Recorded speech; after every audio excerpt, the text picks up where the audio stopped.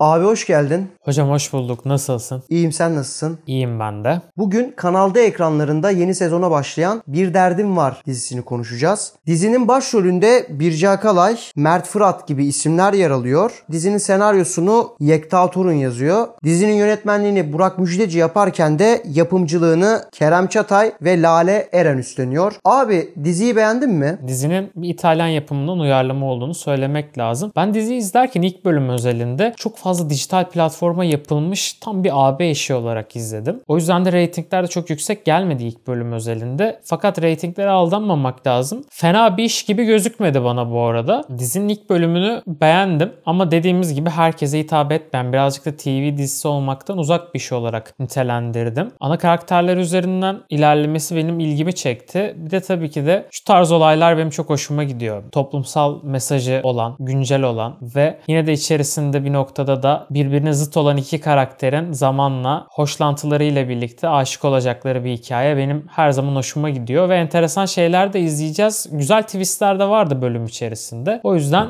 fena bulmadım. Dizi ne anlatıyor abi? Dizi Eğitim Araştırma Hastanesi'nde ergen ve çocuk psikiyatri servisinde klinik şefi olan Nilüfer karakteriyle savcımız Ömer Atakan'ın bir olayla birlikte karşılaşmaları ve birbirlerine olan ilk bölümdeki mücadelesini anlatıyor. Tabii ki de burada her karakterin psikolojik derinliğini görüyoruz. Birbirine zıt olan karakterler de var, sorunlu olan karakterler de var. İlk bölüm özelinde mesela yangın haberiyle açılmış bir ailenin hikayesi vardı. Senem karakteri üzerinden ilerledi. İlk bölümü o götürdü. Çok kiloluymuş ve daha sonrasında kilo verdikten sonra çıplak fotoğrafları yayılmış okula ve bu olayın ardından da Nilüfer Hanım'a getirilmişti. Nilüfer Hanım'ın da şöyle bir özelliği var. Çok takıntılı, obsesif bir insan. Hastalarını her şekilde bakmaya ve herkesi kurtarmaya çalışan bir yapısı var. Bu bölümde de farklı karakterler üzerinde de bunu gördük. Kuzey üzerinde de bunu yapmaya çalıştı. Resmen Cumhuriyet Savcısının eline vermeyecekti yani çocuğu. Ve onunla olan diyalogları çok güzeldi. Yani herkes kurtarılmaya hak eder. Herkes bir terapi almaya hak eder burada. Hani içeride ıslah edemezsiniz insanları tarzında güzel diyaloglar da vardı. Yaratıcı sahneler de vardı. Yani yemek kısmında mesela tuzu açıp böyle döküp sınırlar üzerine çok güzel bir muhabbet konuştular yani. Benim sınırıma saygı duymadığınızı dair. Güzel bir diyalog kurdu bence. Sarma muhabbeti de falan da iyiydi. Dizinin zaten renklerinden bile dijitale düşünülmüş olduğunu ilk seferde anlayabiliyorsunuz bence. Peki sence iyi bir ilk bölüm mü? Televizyon için değil ama dijitalde izlesem hiç fena değil diyeceğim bir ilk bölüm. Tabii ki de biraz uzatılmış yani. Bunu çok açık görebiliyoruz. Bazı olaylar fazla uzamıştı. Ama niş bir kitlesi olur bu işin. Şunu da ekstra söylemek lazım. Mor ve Ötesi'nin Bir Derdim Var şarkısını her modda hem üzgün hem aksiyon sahnelerinde kullanılacak şekilde hem daha mutlu bir şekilde falan her versiyonunu yapmışlar jingle şeklinde. Bu çok başarılıydı. Zaten dizinin müzik süpervizörlüğünü de Mor ve Ötesi yapıyor. Bu dizide benim dikkatimi çeken birkaç mevzu var. Mesela dizinin özellikle değineceği birkaç tane konu. Bunlardan bir tanesi tabii ki akran zorbalığı. Zaten ikinci bölümün fragmanında da gördük. Orada da yine bir akran zorbalığı olayı var. Onun dışında çocukların ekonomik kaygıları, çocukların gelecek kaygıları üstüne birçok şey göreceğiz. Tabii ki çocukların bence önümüzdeki bölümlerde değinilecek bir sınav kaygısı, başarı kaygısı gibi olayları da göreceğiz. Aynı zamanda bir de bu klinikte kalan başka çocuklar da var. Hepsi psikolojik tedavi ediliyor. Mesela bunların da hikayesine önümüzdeki süreçte girilecek gibi duruyor. Evet, kesinlikle derinliği olan bir iş psikolojik açıdan. Tam bir psikodrama izleyeceğiz bence burada. Tabii ki de aşk sahneleri de barındıracak kendi içerisinde. Onun haricinde akran zorbalığı zaten çok önemli bir konu. Çocukların ebeveynleriyle olan ilişkileri ve Türkiye'de aslında ebeveynlerin çocuklarını çok iyi anlayamaması, aradaki kuşak çatışması, kuşak farkı tarzı mevzular, sosyal medyanın gençlerin ne kadar değiştirdiğini ve aslında ilk bölümde de gördüğümüz şekilde kolay yola ünlü olmaya falan itmeye çalıştığını da görmüş olduk. Farklı şekillerde de teknolojinin yararlarını ve zararlarını görmüş olacağız bence. Birçok konuya değinecek, önemli noktalarda da bize mesajlar vermeye çalışacak bir iş gibi duruyor ama geleceği ne olur, akıbeti ne olur çok kestiremiyorum açıkçası şu anda. Yani aslında dizi şu eksende ilerleyecek. Savcıyla doktor sürekli bir çatışma içerisinde ve doktorun birçok çocuk vergen danışanının olduğu, her bölüm bu danışanlarının değiştiği, muhtemelen 5-6 kişilik ana kas dışında sürekli değişen bir kastın olduğu bir dizi seyredeceğiz gibi görüyorum ben. Ben de öyle görüyorum. Burada tabii ki aşk orada dinamiği tutacaktır. Yani Erdem Şen Hoca'nın oynadığı karakterin de bir kendi stajyeriyle bir ilişkisi olabilir ileride. Ondan hoşlandığını gördük bu bölüm. Yani acayip bir kast yok belki de dizide ama hani şunu söylemek lazım. İzlediğimizde devam edebilecek bir iş gibi gözüküyor. Erdem Şen Ocak demişken Erdem Şen Ocak'ı ekranlarda görmek de mutluluk verdi bana. Bu arada kast demişken ben mesela o şekilde düşünmüyorum. Bence kastı çok güçlü. Özellikle Erdem Şen Ocak, Engin Epileri gibi oyuncular bence kadroya çok iyi oturmuşlar. Bir de ben diziye her bölüm girip çıkacak ebeveynlerin, çocukların da çok özel şekilde kast edileceğini düşünüyorum. Oraya da çok güzel hazırlanacaklarını düşünüyorum. Yani Menajerim aradaki gibi aslında konuk oyuncularla birlikte ilerleyen bir hikaye akışı izleyeceğiz. Onlar biraz hikayeyi diri tutacak diyorsun. Olabilir yani kast seçiminde zaten bir yanlış olduğunu söylemedim. Fakat bana mesela çok güçlü gelmedi. Yani televizyon izleyicisinin bence çok sevebileceği birkaç kişi dışında farklı insanlar yoktu. Onun harici bahsettiğin şekilde eklemeler aslında diri tutabilir bence. Çünkü o merak ettirecektir. Sosyal medyada bir etkileşim yaratacaktır. Farklı bir formül. Tabii bir de Nilüfer karakterinin yani Birce Akalay'ın kendi içinde yaşadığı bir psikolojik durum ortada. Aslında bölümün sonunda da gördüğümüz gibi 17 yaşındaki haliyle ara ara konuştuğu bir dönem var. Bu da aslında hikayenin başka bir tarafı. Zaten hani bir fotoğraf gördük orada 17 yaşındaki hali ve muhtemelen yanında babası vardı. Bu da mesela ana karakter için başka bir hikaye. Ana karakterin derinliği açısından gerçekten güzel. Yani Nilüfer karakterinin gençliğini görmemiz bu konuda psikolojik açıdan da daha derinlik katacaktır diziye. Bana sadece şu biraz şüphe uyandırıcı geldi. Bu kadar fazla psikolojik olayların döndüğü bir diziyi acaba insanlar ne kadar ilgiyle takip ederler televizyon özelinde? Yani aslında şöyle Kırmızı Oda, Yalı Çapkını ya da şöyle diyelim direkt OGM dizileri diyelim. Aslında bu psikolojik olayların tamamen totale oynayacak şekilde yapan bir yapım şirketi ve bu da aslında özellikle şiddet sahneleri, delirme sahneleri falan derken seyredilecek noktaya gidiyor. Ama bence asıl terapi diyeceğimiz, terapiyi anlatan iş Bir Derdim Var işi. Evet ya derdi gerçekten olan bir iş ve bir sürü derdi olan bir iş ve bunlara da çare aramaya çalışan bir iş. İzleyicilerin bu konuda ilgisi ve alakası da olacaktır tam bilmiyorum ama asıl terapi işi Gülseren Mudayıcıoğlu'nun ekrana taşıdığı diziler değil aslında bu tarz işler bence. Bir de son olarak şundan bahsedelim. Perşembe günü dizi beklenenden çok çok kötü açtı. Yani 2-2,5 bandındaydı gördüğüm kadarıyla. ABD'de mesela düşük açmıştı. Yani belki o sosyal medya etkisiyle ufak bir kitle oluşturabilir kendine. Bakacağız ama. Evet Ay Yapım zaten